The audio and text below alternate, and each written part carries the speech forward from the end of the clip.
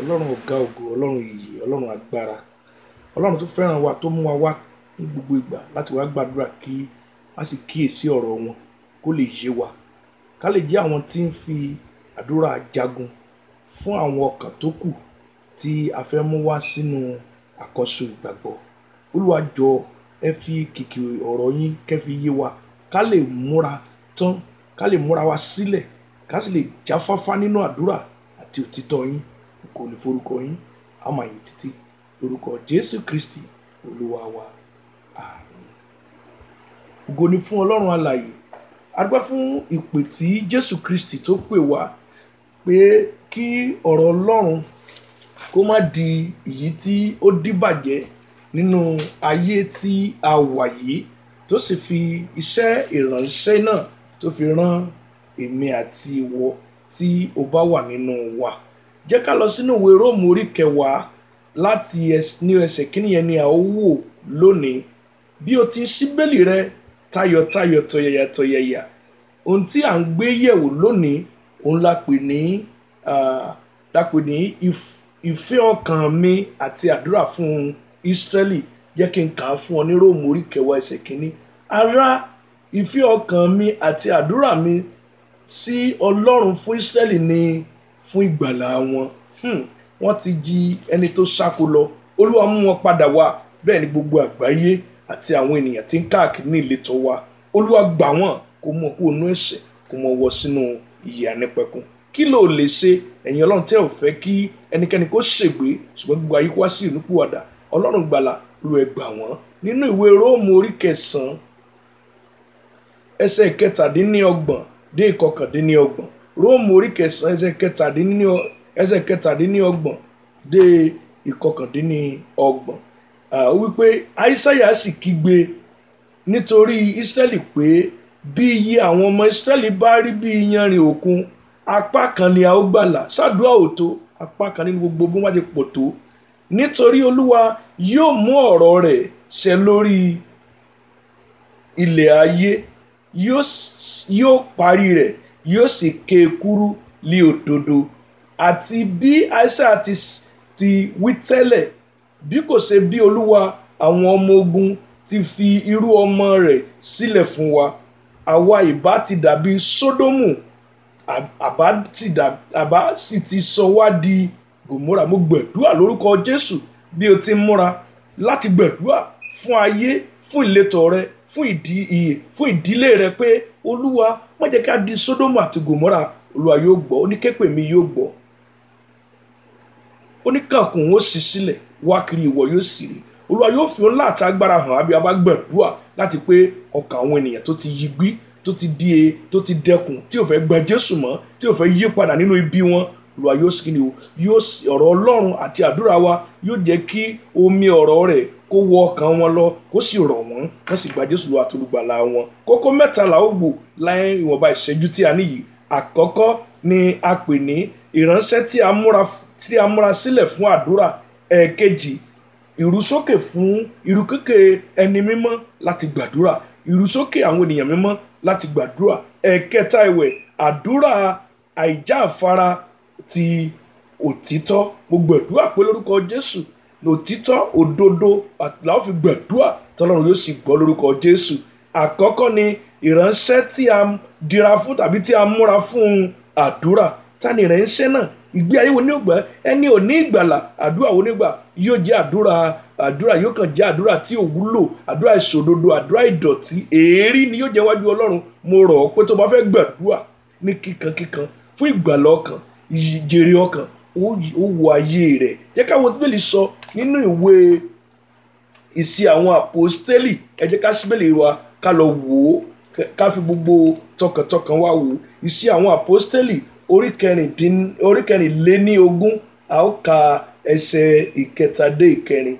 Jọ̀wọ́ ṣí Bíbélì rẹ tayọ̀tayọ̀ ká jọ wò ó nínú ìwé Ìṣe àwọn Àpọ́stélì, ìwé orin Dáfídì, orin 24 ẹsẹ̀ 1 dé 9. So ti bá mi ṣí lọ, mo tọrọ gáfárà gbájú pé mo ṣí pè fún ọ. Orin Dáfídì orin 24 ẹsẹ̀ 1 dé 9. Ta ni yóò gun orí òkè Olúwa lọ? ta ni yóò dúró ní ibi mímọ́ rẹ̀? Ènìyàn ro ayé rẹ̀, o fẹ́ gbàdúrà, ẹsẹ̀ rẹ̀ ò kúrò nílé aṣẹ́wó, o fẹ́ gbàdúrà, ẹnu èké ò kúrò ńbẹ̀, ta ló fẹ́ gòkè dé Ọlọ́run lọ? Ẹsẹ̀ kẹrin, ẹni tí ó lé ọwọ́ mímọ́ àti àyà funfun, ẹni tí kò gbé ọkàn rẹ̀ sókè sí ẹ̀tàn, tí kò sì búra ẹ̀tàn.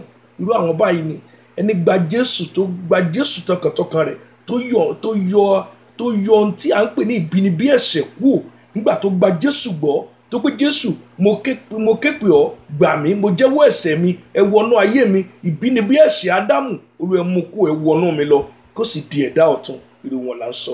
Jẹ́ ká lọ sí kókó kejì. Ṣùgbọ́n lẹ́ẹ̀kan sí, múra ayé rẹ̀. Tó bá múra, tó bá ṣípá, Ọlọ́run yóò gbà ọ́, yóò wá múra rẹ̀ sílẹ̀ fún àdúrà tí ó múra dínkù tí gba ọkànlá. Mo gbàdúrà lórúkọ Jésù, ò ní sínú àwọn tí ó tàsé lórúkọ Jésù. Kókó kejì ni ìrúsókè fún ìrúsókè ẹni mímọ́ láti gba àdúrà. Kí ni àwọn àpọ́stélì tiẹ̀ wí nínú ọ̀rọ̀ taládùúà fún àwọn ọkàn àti ìtẹ̀síwájú nínú àdúrà nígbà tí wọ́n ti gba Jésù tẹ̀mọ́ sì ti wọnú wọn? Jẹ́ ká wo náà sí àwọn àpọ́stélì yẹn orí 6. Jọ̀wọ́ ṣí Bíbélì rẹ ní tàràǹṣẹ́fà ká lè wo ọ̀rọ̀ Ọlọ́run yẹn nínú ìwé Iṣẹ́ àwọn àpọ́stélì orí 6. Máa kà láti ẹsẹ̀ ìkẹrin. Ìwé àwọn àpọ́stélì orí 6 ẹsẹ̀ ìkẹrin wípé, ṣùgbọ́n àwa ó dúró ṣinṣin nínú àdúrà, ìgbà àti nínú iṣẹ́ ìránṣẹ́ ọ̀rọ̀ náà. Ẹni lè gbàdúrà, ọ̀rọ̀ Ọlọ́run yóò sọ. Àdúrà yóò múra, bí ènìyàn mímọ́ yóò múra sílẹ̀ láti gba àdúrà fún àwọn tí ń sọnù ń lọ. Mo gbàdúrà nínú àwọn tí ó pinnu, tí ó gbàdúrà, àdúrà tó mọ́yẹ́lì, kì í ṣàdúrà mo fẹ́ jẹ búrẹ́dì, mo fẹ́ jẹ bọ́tà o, kì í ṣàdúrà pé tèmi nìkan ni, tẹ̀m̀bẹ̀lẹ̀kù tiwọ́ nìkan ni. Àdúrà Olúwa, ọ̀tá ń lọ gé lọ́rùn, tèmi ní sin owó tí ìdè mọ́, Olúwa mówó wá.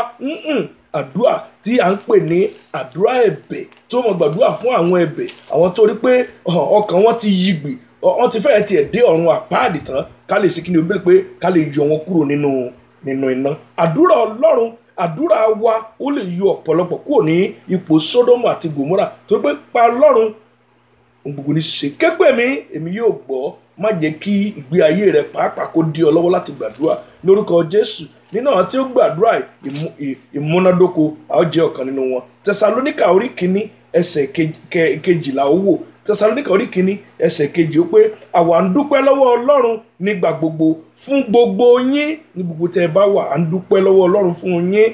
Àwa ń ṣe ìrántí yín nínú àdúrà wa.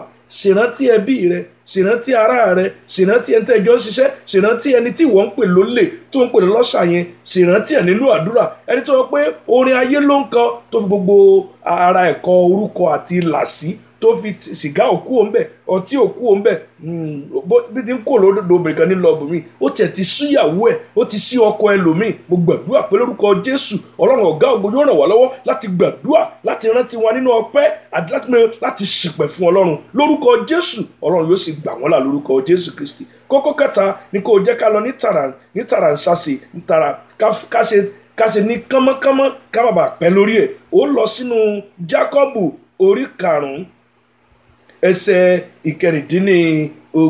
Ìwé Jákọ́bù orí 5 ẹsẹ̀ 19. Jákọ́bù náà là ó rí ká tó rí Pétérù kìíní. Jákọ́bù orí 5 ẹsẹ̀ 19. Síbélì rẹ pẹ̀lú mi kàkà. Ohun tí à ń wò ni àdúrà àìjá ìfara nínú òtítọ́. Àdúrà àìjá ìfara nínú òtítọ́. Tó bá gbàdúrà, ó jẹ́ olótítọ́. Wo ohun tí Bíbélì sọ nínú Jákọ́bù yẹn orí 5 ẹsẹ̀ 19. Ẹ jẹ́wọ́ ẹ̀ṣẹ̀ yín fún ara yín, kí ẹ sì máa gbàdúrà fún ara yín, kí a lè mú yín láradára.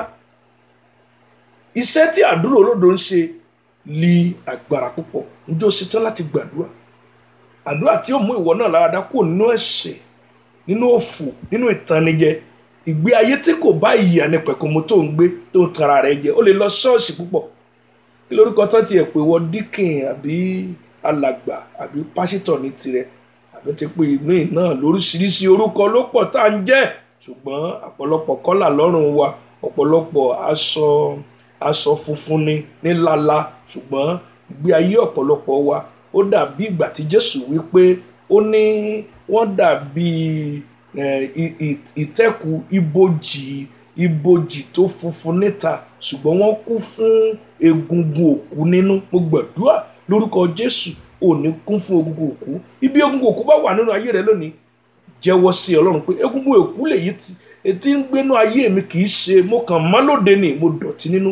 Ó sọ fún Ọlọ́run, Olúwa mo fẹ́ gbàdúrà àgbáyọrí fún àwọn ọkàn, mo fẹ́ jẹ́ ọmọ Ọlọ́run òdodo, kémi gan àkọ́kọ́ ká ẹ̀ṣẹ̀ mi káwẹ̀ mí mọ́, káwẹ̀ mí mọ́, ká sì mú mi lára dá nínú tẹ̀mí, kí tara náà kó lè tẹ̀lé.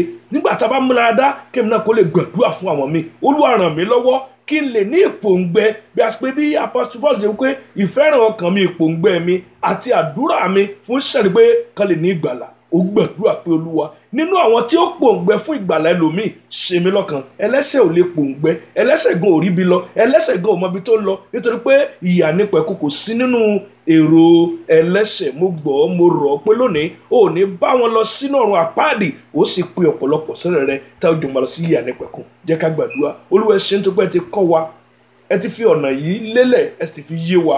Bàbá, bí a ti rí ìránṣẹ́ yín Apostle Paul tí wọ́n pòǹgbẹ, tí wọ́n ní ìfẹ́ láti wí pé àwọn gbàdúrà fún ìlú àwọn láti yí padà, àwa náà pẹ́ tán ẹ ràn wá lọ́wọ́ láti lè gbàdúrà ká sì wá ọkàn lọ.